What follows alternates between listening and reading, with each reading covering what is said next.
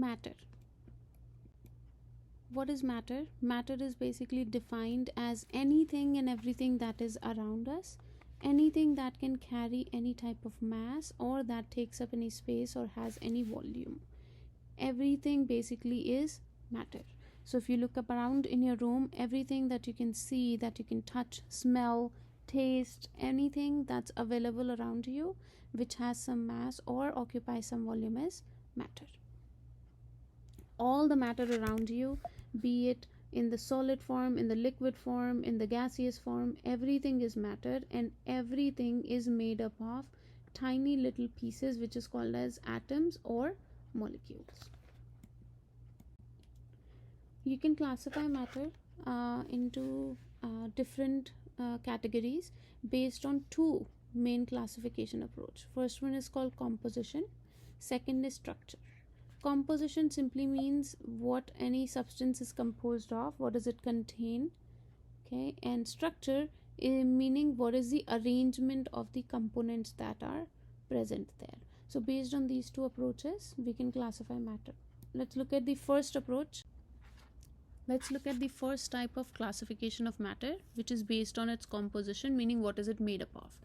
Based on that, you can classify matter into two major categories. The first one is called a pure substance and the second is called a mixture.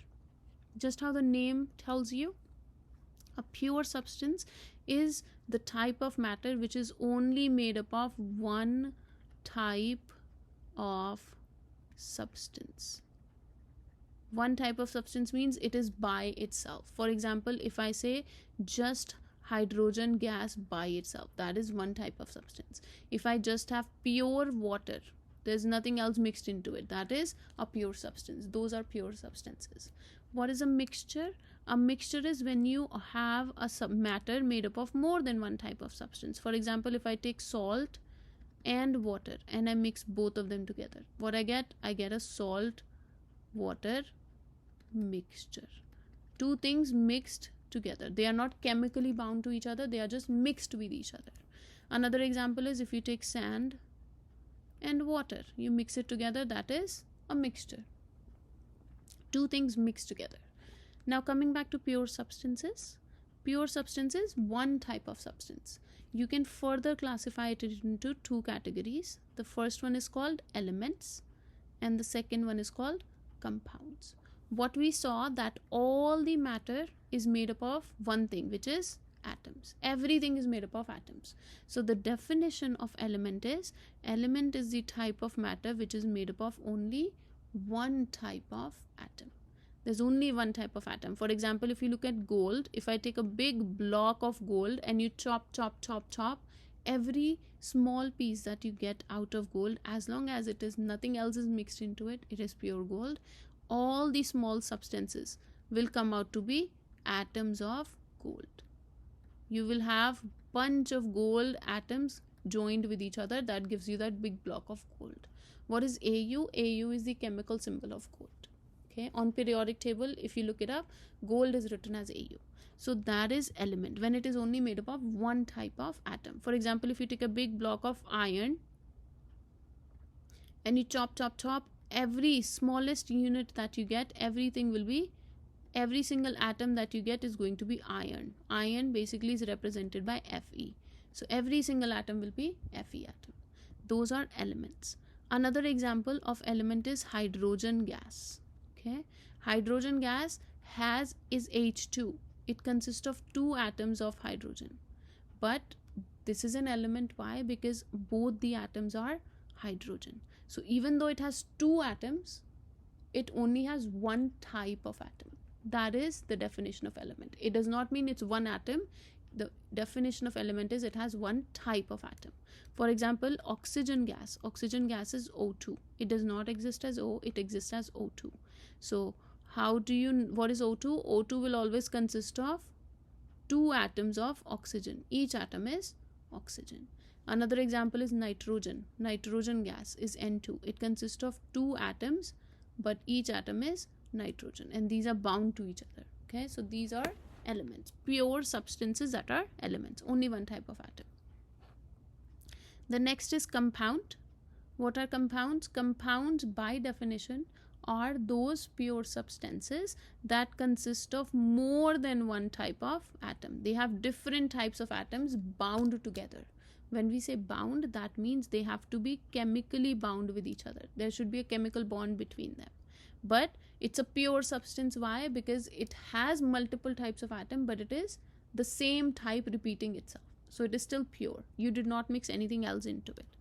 For example, water. The chemical symbol for water is H2O. Okay, which means what is H2O? It consists of two atoms of hydrogen, two hydrogen atoms, and one oxygen atom. So basically you have two atoms of hydrogen. Actually, I shouldn't draw them like this. I'll draw them separate. There are two atoms of hydrogen and there's one atom of oxygen. And how are they interacting? They are always bonded to each other, and that gives you a compound when they always have a fixed ratio of atoms bound to each other. But as long as it's water only, nothing else mixed into it, it is a compound. Another example is salt. Salt by itself is an example of a compound. The chemical formula of salt is NaCl, which is sodium chloride.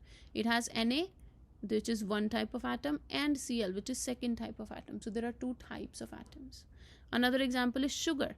For example, the basic unit of sugar, glucose. Glucose is C6H12O6. It has 6 carbon atoms, 12 hydrogen atoms, and 6 oxygen atoms bound to each other. So when you look at sugar and you break it into small molecules, each molecule will be C6H12O6. Bunch of C6H12O6 will join with each other and it will give you the compound, which is sugar. As long as nothing else is mixed into it, it is a compound. Okay, these atoms are bound to each other. How do you know it? If you take water and let's say I heat it, okay, you cannot separate water into hydrogen and oxygen just by heating. You have to use a chemical reaction. This is going to be a chemical reaction to convert it into hydrogen or oxygen. You need to use a lot of electric current to break water to get hydrogen and oxygen. The important thing here is water is H2O. Chemically it's H2O. But when you separate H and oxygen, what you get is hydrogen gas and oxygen gas. So when you separate them, you do not get water.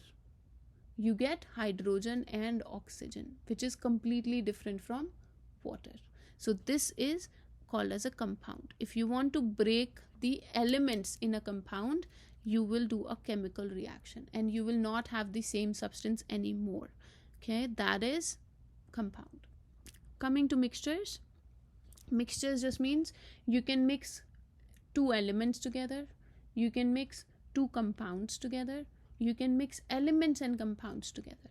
As long as there are substances that are mixed with each other, that gives you a mixture. When I say mix, they should only be mixed with each other. There should not be any chemical interaction between the substances that are mixed with each other. That is called a mixture. Okay, for example, if we saw salt water, what is it made up of? It's a mixture of salt and water, and they are not chemically bound to each other. Why? Because if you take salt water and I heat this up, what will happen? The water will turn into vapor and the salt will be left behind in my pan. So I was able to separate salt and water. The mixture was salt, water together. When I separate it, I got salt and water separate from each other. The chemical is still the same. This is salt, this is salt. This was water, this is water. So mixture is basically the major difference between mixture and your compound is that mixture is made up of substances that you can separate from each other physically. They are not chemically bound to each other. Whereas in case of a compound, the elements that are bound to each other, they are chemically bound. So if you separate them, they will separate into different things. Water will not break to give you water. Water will break to give you hydrogen gas and oxygen gas. Whereas when you separate salt water from each other, they give you salt and water. Similarly, if you take sand and water, you mix it together and you want to separate it. Let's say I pass it through a filter paper. Okay, what will happen? I will get sand and water separated from each other. So it was sand, water together. Now it is sand separate and water separate. Chemically, I have not changed the substance. That is called a mixture. Now, based on the composition, you can further classify mixture into two categories. One is called homogeneous, another one is called heterogeneous. Homogeneous comes from the word homo, which means same. Same simply means when your mixture is same throughout. It is same composition throughout the mixture, meaning everything is same everywhere. It is a uniformly distributed mixture, uniform distribution. For example, when you take salt and water, you mix it together in a cup. If I have a cup with salt and water and I stir it together, I get a salt water mixture. Now if you take this mixture and you separate it into two containers, each container will have same amount of salt and same amount of water, meaning it's uniform everywhere. Okay, for example, if I take coffee, coffee is mixture of coffee, sugar, water, everything mixed together. If you separate it into two different glasses, each glass would have the same amount of coffee, same amount of sugar, same amount of water. Each glass would taste the same. So it is a homogeneous mixture. You separate the things, you divide the mixture into components, not components, sorry. You divide the mixture into different, let's say, parts, and each part looks exactly same as the other one.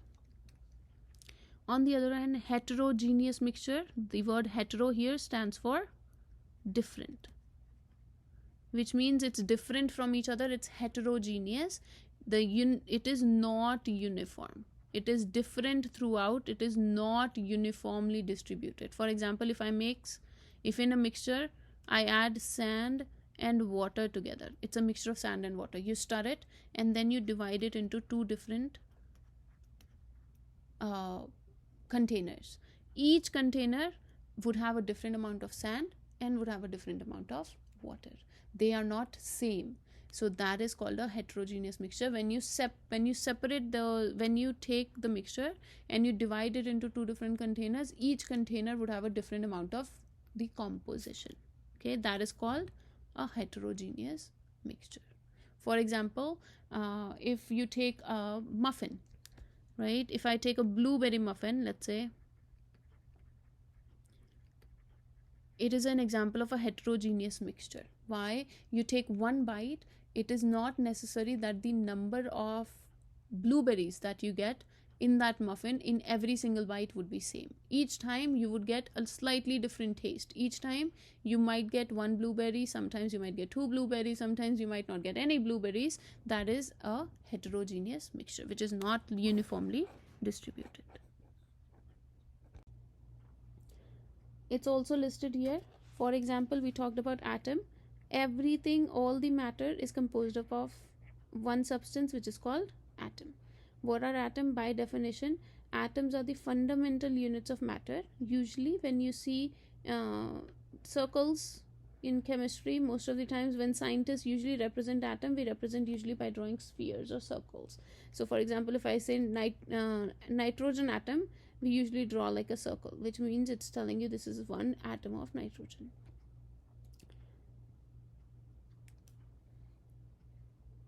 For example, this is one atom of chlorine. What is element? As we saw, element is the simplest form of matter.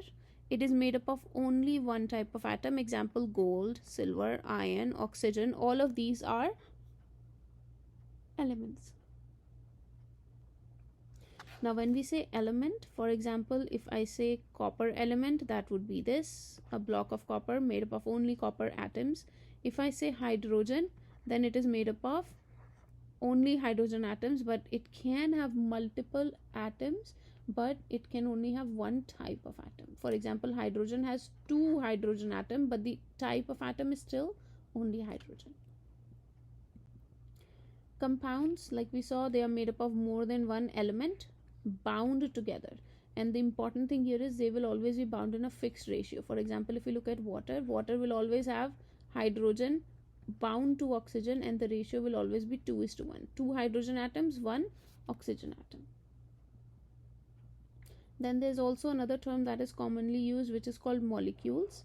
Many of the compounds are also referred to as molecules. Usually molecule is basically almost another name that is used for compounds. Okay, but there are some compounds that we refer to them as molecules, and there are some compounds that we do not call as molecules. So simply molecule is another word that is used for representing some of the compounds. Okay, molecules are, again, for example, if we look at water, it is hydrogen, two hydrogen bonded to oxygen. So this is what a molecule of water would look like. Molecule will be composed of multiple atoms. So a molecule of water consists of two hydrogen atoms and one oxygen atom. Now, diatomic molecules, there are also some molecules that we saw that exist as diatoms. For example, we saw hydrogen, nitrogen,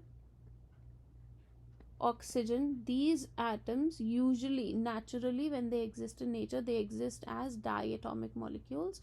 You will never find these atoms existing in nature by themselves. They are not stable enough to stay by themselves. They always will pair up. So that is why some molecules you will always find, or some elements you will always find them as diatomic molecules. Di here simply stands for two. In chemistry, whenever you see di, that means two. Atomic means two atoms. The molecules that are always composed of two atoms, and these are elements. So elements meaning they only have one type of atom. So hydrogen, nitrogen, oxygen, fluorine, chlorine, bromine, iodine. These are the 7 elements that exist as diatomic molecules. Apart from this, every other element that you see on periodic table exists as one atom. For example, if I say copper, that would be Cu. If I say iron, that is Fe. If we talk about gold, that would be Au. If we talk about zinc, that would be Zn. These are only one atom by themselves. They are stable, so they exist as one atom. But when it comes to these 7 elements, they always exist as diatoms. You will never find hydrogen atom by itself. It will always exist as hydrogen molecule, which is H2. Coming to mixtures, like we talked about before, they contain more than one substance. They are physically mixed with each other, but they are not chemically bound. For example, if you take salt and water, you mix it together, they mix with each other, but they do not have a chemical bond with each other. You mix sand and water, they are mixed with each other, but they don't have a chemical bond. Okay, you can physically separate all the components of a mixture. For example, spaghetti in water, that is a mixture because spaghetti and water are mixed together. They are not one thing, they are not bound to each other by a bond. You can physically separate them by just using a sieve, passing them through a strainer. That would separate them. Another example is a metal or a substance called as bronze. Bronze does not exist on periodic table. It is not one element. Bronze actually is a mixture of two metals, copper and tin. When the copper and tin are mixed in a fixed ratio with each other, and it gives you a homogeneous mixture, what you get is bronze. There are several substances that you get by mixing metals together, and those mixtures are usually called as alloys. These are specifically used, this term is specifically used for mixture of metals. For example, there's bronze. There is another example which is brass. This is also mixture of 2 or 3 elements together, but they are always mixed together in a fixed kind of ratio, and they are always homogeneous. This is a homogeneous mixture. Whereas if you look at this, spaghetti mixed in water, this is going to be a heterogeneous mixture because it is not uniform. So homo means mixed evenly throughout the mixture, whereas hetero means components do not mix evenly, like sand and water. These are some more examples of mixtures. For example, a chocolate chip cookie, that is a mixture. You are mixing the cookie dough with some chocolate chips, and this is going to be a heterogeneous mixture because it is not evenly distributed. The next one you see, for example, right here, this is solution number 1, this is solution number 2 in the beaker. When we mix these together, you get something that looks like this, which is very cloudy. is almost opaque. So for example, these liquids were transparent, whereas this part is opaque. When you see something like this opaque, that just means there is something solid that is being produced, and it is not evenly distributed everywhere. So this is also a heterogeneous mixture. Another example is coffee. So if you look at coffee, coffee would all consist of some coffee mixed in water, some sugar mixed in water, but all of this, if you separate it into different containers, it would all taste same. It would all have the same amount of salt, same amount of sugar, same amount of coffee, same amount of water. So that is why this is called a homogeneous mixture, as long as it's uniform everywhere. Another example is this, which is air. So if you look at air, air is also a mixture. Why? Because it is a mixture of nitrogen gas, oxygen gas, hydrogen gas, helium gas. All the gases are mixed with each other, and because this air is same everywhere, it is called as a homogeneous mixture. Ideally it's a homogeneous mixture, but we all know that different parts of the world, even different parts of the cities sometimes have different amounts of pollutants in the air. So if you think about those, in that scenario it's a heterogeneous mixture. But whenever we usually talk about air, we talk about in general just clean air and not anything with pollutants and stuff. So when we say clean air, that usually is homogeneous. Everywhere it would have same amount of nitrogen, same amount of hydrogen, same amount of oxygen. Now one important thing that can help you distinguish between mixtures and compounds. What is the major difference? The major difference is that mixtures can be separated into their individual components without changing identity of the substance. For example, if I take salt, let me write here, if I take salt water, I can simply boil the salt water and I can collect salt and water separately. That tells you that this is salt, this is water. I do not have to use any chemical means, and I can separate salt and water. So that is why salt water is a mixture. Okay, whereas in case of a compound, the compounds cannot be separated into their components without changing the substance into their elemental forms. For example, if we talk about water, just water is H2O. If you want to separate water into hydrogen and oxygen by themselves, then the chemical substance is changing. This was H2O, what you get is H2 and O2. There is no more water left here. Whereas in this case, this was salt and water, and at the end you get salt and water. Here you have water, and at the end what we get is hydrogen and oxygen. Okay, so you're making something new if you want to separate it. You cannot get the same substance separated by physical means. These are called as compounds. When you break them apart to give you different elements, okay, those are compounds. Mixtures, when you break them apart, they break into different components. Alright, then the last one is the next approach, which is classifying matter based on their physical state, which was based on their structure. Okay, how can we classify them based on their structure? Structure means arrangement of atom. Depending on how the atoms are arranged, you can classify matter, which is also called as physical state. Also, there's another term that is used, which is called the phase of the molecules. Okay, so phase, physical state, or structure of the molecule, or arrangement of molecules. Based on this, you can classify matter into three categories: solid, liquid, and gas. What's the major difference between solid, liquid, and gas? The major difference is the arrangement of their atoms. Okay, for example, in case of solids, all the atoms are very tightly packed. Like you can see in this picture, all the atoms are tightly packed right next to each other. There is almost no space between these atoms.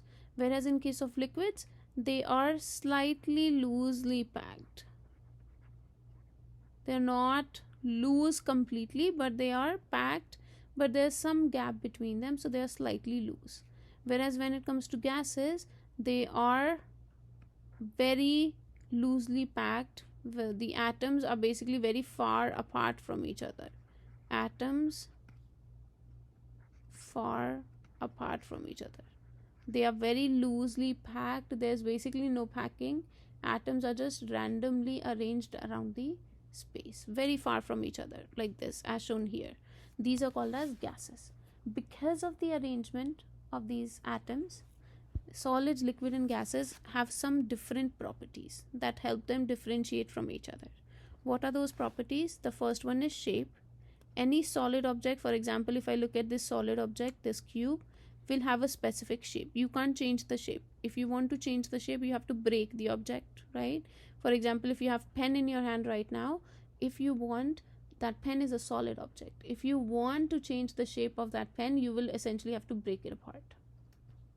Liquids, their shape is indefinite. Indefinite means they do not have a fixed shape.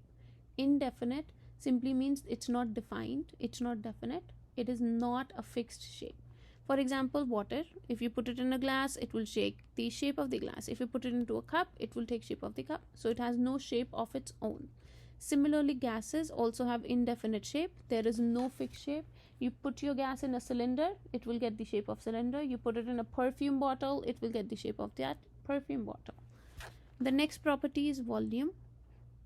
Solids, they have a definite volume. For example, the pen that you have in your hand, it has occupying a specific space. You can't change how much space it occupies. It is fixed, okay? Whereas in case of liquid, also the volume is fixed. For example, if you get a cup of water, then the amount of space that water occupies is always going to be equal to 1 cup. It will always be fixed. You can't change that. Whereas in case of gases, they have indefinite volume, which means their volume is not fixed. Their volume can change depending on where you store it. For example, if I want to store gas in a tiny container like this, all the gas will stay here. Okay, if I close it up, all the gas will just occupy this much space. If I open this container up, all the gas will escape from here and it will occupy the room. If I keep it in this big room, all the gas molecules will spread everywhere in the room. They will not just stay in that tiny space. So they do not have any volume. The more space you give to gas molecules, the farther away they go from each other. They do not like they do not like to interact with each other, simply. Then the last property is compressibility. Compressibility means, can we compress and squeeze those atoms any further together than they are? So solids are incompressible, meaning you can't make it any smaller. So for example, you take your pencil in your hand, can you squeeze it and can you make it fit into like a tinier bag than the size of that pencil? Can you do that without breaking it? The answer is no. So that means it's incompressible. You can't make it smaller than it is, as long as you do not chop it off, right? Next is liquids. Liquids are also almost incompressible. There is some space between the atoms, but still it's very negligible. So liquids are also incompressible. You can't squeeze and say that, okay, I have a 1 cup, but because I need 2 cups of water today, I'm going to squeeze and fit it into 1 cup. That is not going to happen. Next are gases. Gases are completely compressible. They are always compressible. Why? Because there's so much gap between these atoms. So if you put pressure around these and you want to squeeze this down, all the atoms will basically come closer to each other and your space will become smaller and smaller. And that is why your gases can be compressed. The gas that is found around the whole room, I can squeeze it and compress it and I can fit it into a small bottle if I want to. Okay. So these are classification of matter based on their physical state. Now, based on these physical states, you can have transition. There are different transition or the processes that occur that help you convert matter from one state to another. This is called change in the physical state or phase change, when the phase changes from one phase to another.